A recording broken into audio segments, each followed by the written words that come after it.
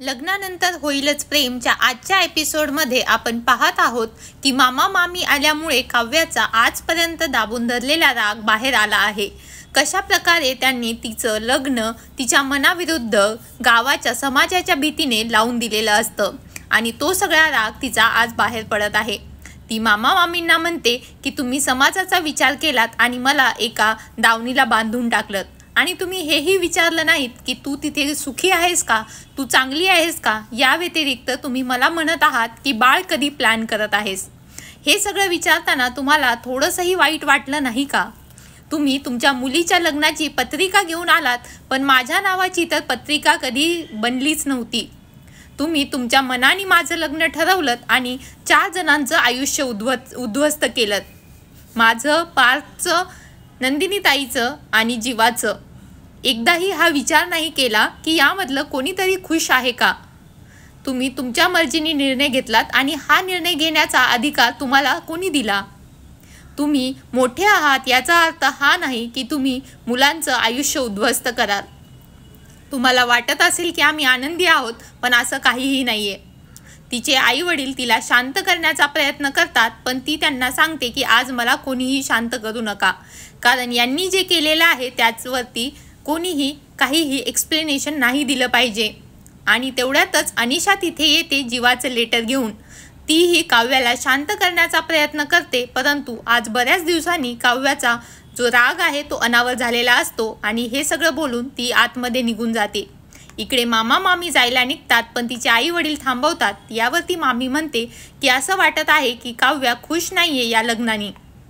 त्यानंतर ती रूममध्ये जाऊन म्हणते की या लोकांना इथे येऊन माझं जे दुःख आहे त्याच्यावरची खपली काढायची काय गरज होती?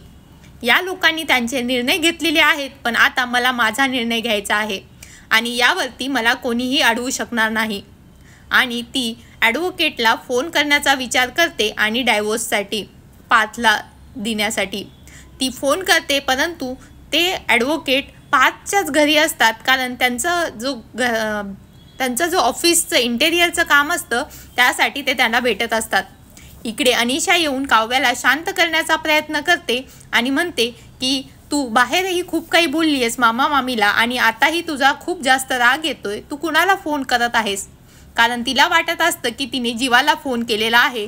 त्यावरती ती सांगते की जीवाचा जो चॅप्टर आहे तो तिच्या आयुष्यातनं कायमचा संपलेला आहे आणि यानंतर तिने तिच्यासमोर जीवाचा विषय नाही काढला पाहिजे।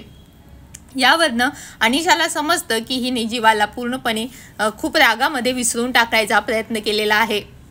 ती तिला तरीही सांगण्याचा प्रयत्न करते की तू बाहेर आणि घरच्यांशी खूप रागात बोलत आहेस, तुला थोडंसं शांत होण्याची गरज आहे। पण त्यावरती तीच अनिशाला उलटं बोलायला लागते, कारण काव्या सध्या खूप रागात असते। अनिशाला या गोष्टीचा राग येतो आणि ती सांगते की हे बघ, तुला जीवानी लेटर दिलेला आहे, परंतु काव्या रागाच्या भरात ते न वाचता पूर्णपणे फाडून फेकून देते। अनिशा तिला म्हणते की तू एकदा वाचून तरी बघ, पण ती म्हणते यानंतर जीवाच्या बद्दलच्या कुठल्याही गोष्टी माझ्यासमोर आणायच्या नाहीत आणि असे लेटर्स वगैरे घेऊन यायचं नाही। आणि तुला पण जर माझा काही प्रॉब्लेम असेल तर तू इथून जाऊ शकतेस, मला थोडासा स्पेस दे। यावर अनिशा तिला सांगते की आई बाबाही बाहेर गेलेले आहेत पत्रिका वाटायला आणि मीही जात आहे, तर 2-3 तास तुला शांत भेटतील, तर तू शांतपणे विचार कर। यावर काव्या म्हणते की हां, बाहेर जाणार असते पत्रिका वाटायला, कारण त्यांना त्यांच्या मुलींनी जे वागलेलं आहे त्याचं वाईट वाटत असेल आणि त्यासाठी ते हे सगळं करत असतील। इकडे जे इंटेरियरसाठी आलेले असतात ॲडव्होकेट, त्यांचं काम झालेलं असतं। आज पार्थ ऑफिसला न गेल्यामुळं हे सगळी कामं घरीच चालू असतात। त्याची आई त्यांना कॉफी द्यायला येते, पण ते डायव्होर्स लॉयर्स आहेत हे विचार करून त्यांना खूप त्रास होतो। त्यांना असं वाटतं की ते पार्थच्या डायव्होर्ससाठी तर नाही आले ना, पण नंतर ते इंटेरियरच्या कामासाठी आलेत हे ऐकून हायसं वाटतं। आणि ती सांगते की बाहेर साने गुरुजी आलेले आहेत, तर तुझं काम झालं की बाहेर ये। नंदिनी त्यांना चहा देते आणि यावरती ते ओळखतात की ही नंदिनी मोठी मुलगी आहे, पण या घरात छोटी सून आहे। हे सगळं ऐकून तिला शॉक बसतो की एवढं इझिली त्यांना ही सगळी माहिती कशी समजली। तर ते सांगतात की या सगळ्या गोष्टी मला समजतात। त्यानंतर पार्थची आई तिथे येते आणि सांगते की हे गुरुजी आमच्या इथे आम्ही लहान असतानापासून यायचे आणि सत्यनारायणची पूजा वगैरे यांच्याच हातून व्हायची आणि यांच्याशी बोलल्यानंतर आम्हाला चांगलं वाटायचं। नंतर गुरुजी त्याच्या आईला शिरा करायला पाठवून नंदिनीशी बोलायला लागतात आणि म्हणतात तुला निर्णय घेतला पाहिजे.